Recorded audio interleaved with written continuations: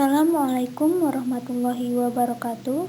Perkenalkan, saya Dinatul Aini, NPM 202201030, perwakilan dari kelompok 3 Keperawatan Medikal Bedah. Berikut hasil kerja kelompok kami mengenai sistem hematologi. Berikut nama-nama anggota kelompok 3 Keperawatan Medikal Bedah. Baik, yang pertama, pengertian hematologi. Hematologi adalah cabang ilmu kesehatan yang mempelajari darah dan gangguan pada darah. Asal katanya dari bahasa Yunani, di mana haima artinya darah dan logos artinya ilmu. Darah. Darah adalah jaringan ikat yang sel-selnya tertahan dan dibawa dalam matriks cairan atau plasma. Fungsi darah.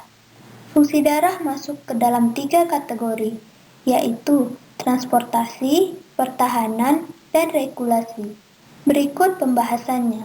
Yang pertama, darah adalah media transportasi utama yang mengangkut gas, nutrisi, dan produk limbah. Oksigen dari paru-paru diangkat darah dan didistribusikan ke sel-sel. Karbon dioksida yang dihasilkan oleh sel-sel diangkut ke paru-paru untuk dibuang setiap kali kita menghembuskan nafas. Darah juga mengangkut produk-produk limbah lain, seperti kelebihan nitrogen yang dibawa ke ginjal untuk dieliminasi. Selain itu, darah mengambil nutrisi dari saluran pencernaan untuk dikirimkan ke sel-sel. Selain transportasi nutrisi dan limbah, darah mengangkut hormon yang disekresikan berbagai organ ke dalam pembuluh darah untuk disampaikan ke jaringan. Banyak zat yang diproduksi di salah satu bagian tubuh dan diangkut ke bagian yang lain untuk dimodifikasi. Sebagai contoh, prekursor vitamin D diproduksi di kulit dan diangkut oleh darah ke hati, kemudian ke ginjal untuk diproses menjadi vitamin D aktif. Nah, vitamin D aktif diangkut darah ke usus kecil untuk membantu penyerapan kalsium. Contoh lain adalah asam laktat yang dihasilkan oleh otot rangka selama respirasi anaerob. Darah membawa asam laktat ke hati yang akan diubah menjadi glukosa. Yang kedua yaitu darah berperan dalam menjaga pertahanan tubuh dari invasi patogen dan menjaga dari kehilangan darah. Sel darah putih tertentu mampu menghancurkan patogen dengan cara fagositosis. Sel darah putih lainnya memproduksi dan mengeluarkan antibodi. Antibodi adalah protein yang akan bergabung dengan patogen tertentu untuk dinonaktifkan. Patogen yang dinonaktifkan kemudian dihancurkan oleh sel-sel darah putih fagosit. Ketika cedera, terjadi pembekuan darah sehingga menjaga terhadap kehilangan darah. Pembekuan darah melibatkan trombosit dan beberapa protein seperti trombin dan fibrinogen. Tanpa pembekuan darah, kita bisa mati kehabisan darah sekalipun dari luka yang kecil. Dan yang ketiga, darah memiliki fungsi regulasi dan memainkan peran penting dalam homeostasis. Darah membantu mengatur suhu tubuh dengan mengambil panas sebagian besar dari otot yang aktif dan dibawa ke seluruh tubuh. Jika tubuh terlalu hangat, darah diangkut ke pembuluh darah yang melebar di kulit. Panas akan menyebar ke lingkungan, dan tubuh mendingin kembali ke suhu normal. Bagian cair dari darah atau plasma mengandung garam terlarut dan protein. Zat terlarut ini menciptakan tekanan osmotik darah. Dengan cara ini, darah berperan dalam membantu menjaga keseimbangan buffer darah atau bahan kimia tubuh yang menstabilkan pH darah, dapat mengatur keseimbangan asam basa tubuh dan tetap pada pH yang relatif konstan yaitu 7,4. Komposisi dan struktur sel darah manusia. Komposisi darah. Darah terdiri dari beberapa jenis korpuskula yang membentuk 45% bagian dari darah. Angka ini dinyatakan dalam nilai hematokrit atau volume sel darah merah yang dipadatkan berkisar antara 40 sampai 47.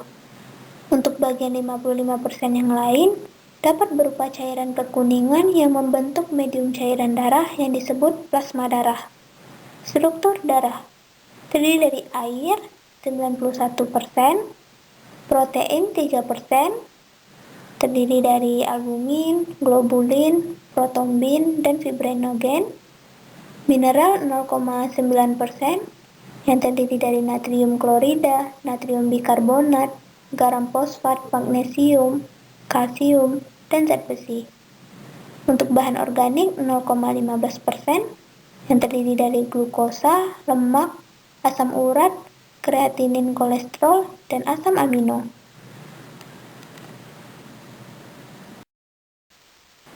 Pembentukan darah. Sel darah merah, sel darah putih, dan trombosit dibuat dalam sumsum tulang. Limfosit juga dibuat di dalam kelenjar getah bening dan limpa. Untuk limfosit T dibuat dan matang dalam timus. Kecepatan pembentukan sel darah dikendalikan sesuai dengan kebutuhan tubuh. Selanjutnya, sel darah merah. Eritrosit atau sel darah merah merupakan sel darah yang berbentuk seperti cakram bikonkav. Tidak berinti, berwarna kuning kemerah-merahan, berukuran 0,007 mikrometer, berjumlah 4,5-5 juta per milimeter kubik, bersifat kenyal sehingga dapat berubah bentuk sesuai dengan pembuluh darah yang dilalui. Sel darah merah dibentuk di sumsum tulang.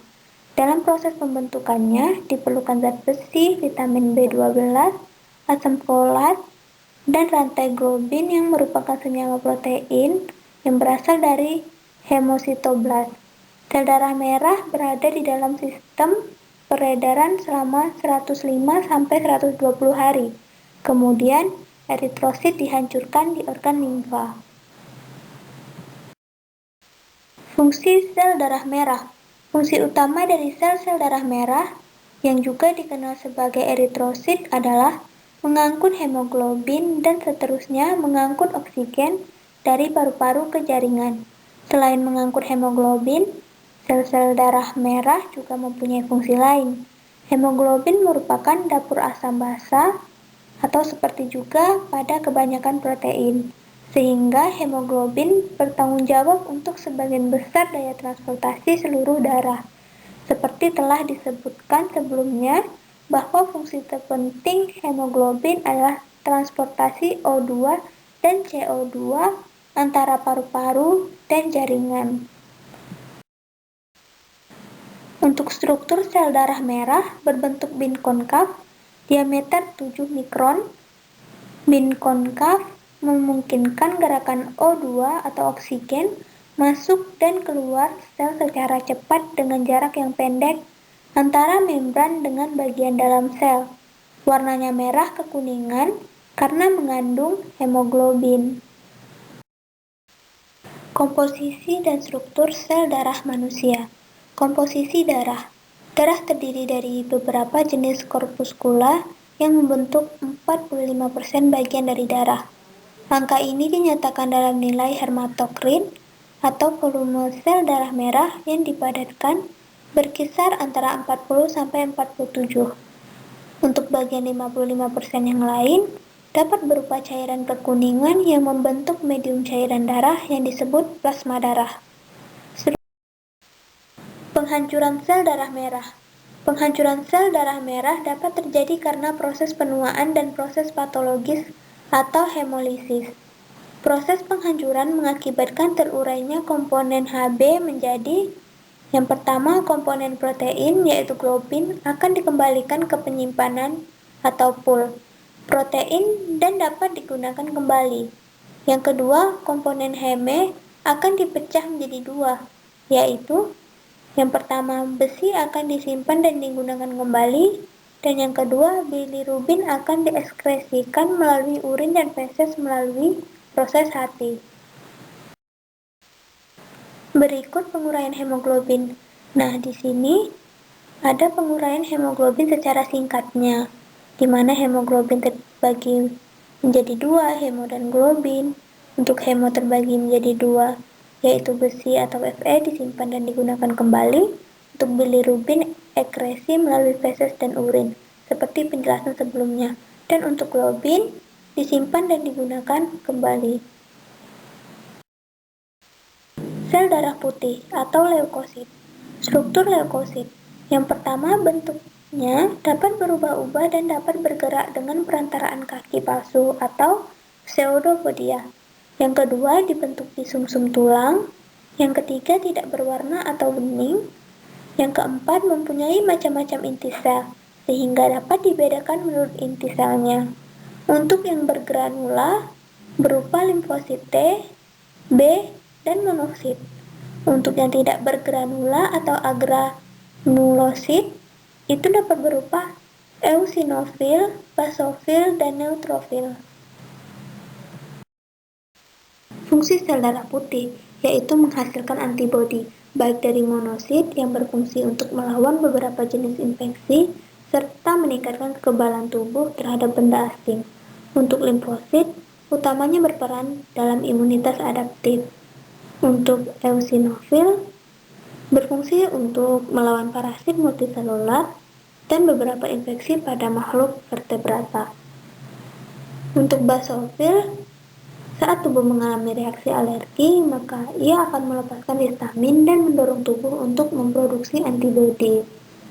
Untuk neutrofil, dapat membantu melawan infeksi sekaligus melindungi dari ancaman penyakit.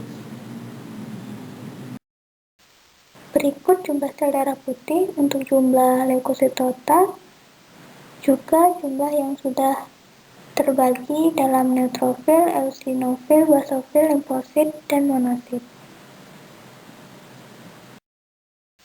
Selanjutnya ialah trombosit. Trombosit adalah sel darah yang berperan penting dalam proses hemostasis. Trombosit melekat pada lapisan endotel pembuluh darah yang robek atau luka dengan membentuk peluk trombosit. Trombosit tidak mempunyai inti sel, berukuran 1-4 mu atau mikro, dan sitoplasmanya berwarna biru dengan granula ungu kemerahan. Trombosit merupakan derivat dari megatrosit, berasal dari fragmen-fragmen sitoplasma megakariosit dengan jumlah trombosit 150.000 sampai 350.000 per mililiter darah. Granula trombosit mengandung faktor pembekuan darah, adenosin difosfat atau ADP, adenosin trifosfat atau ATP, kalsium, serotonin, serta katekolamin. Fungsi trombosit. Trombosit atau keping sel darah mempunyai fungsi utama dalam pembekuan darah.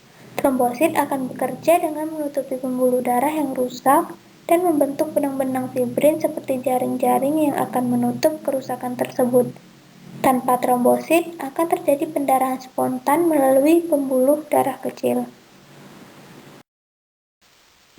Plasma darah.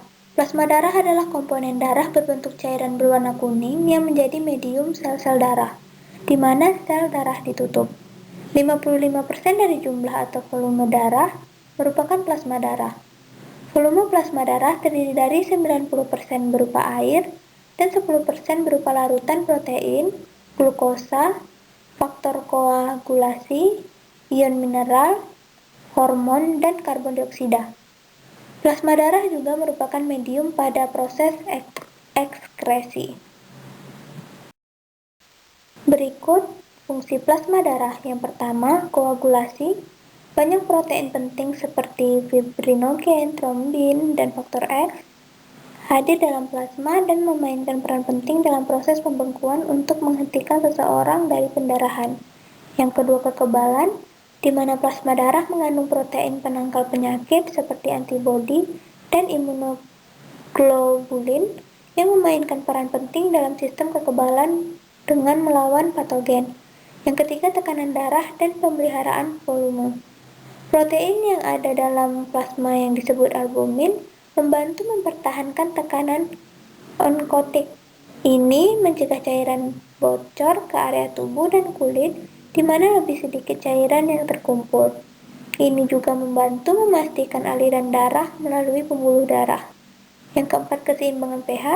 di mana zat yang ada dalam plasma darah bertindak sebagai buffer, memungkinkan plasma mempertahankan pH dalam kisaran normal yang dapat membantu untuk mendukung fungsi sel. Yang kelima, transportasi, di mana plasma dalam darah membantu mengangkut nutrisi, elektrolit, hormon, dan zat penting lainnya ke seluruh tubuh. Ini juga membantu membuang produk limbah dengan mengangkutnya ke hati, paru-paru, ginjal, atau kulit. Dan yang keenam, suhu tubuh. Plasma dapat membantu menjaga suhu tubuh dengan menyeimbangkan kehilangan panas dan perolehan panas di dalam tubuh. Zat-zat yang terdapat pada plasma darah. Yang pertama, fibrinogen.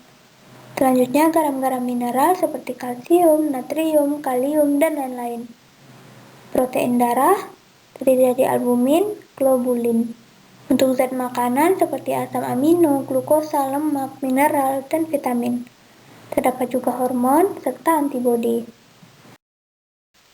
Baik, sekian dari saya. Terlebih dan terkurang saya mohon maaf. Semoga bermanfaat. Wassalamualaikum warahmatullahi wabarakatuh.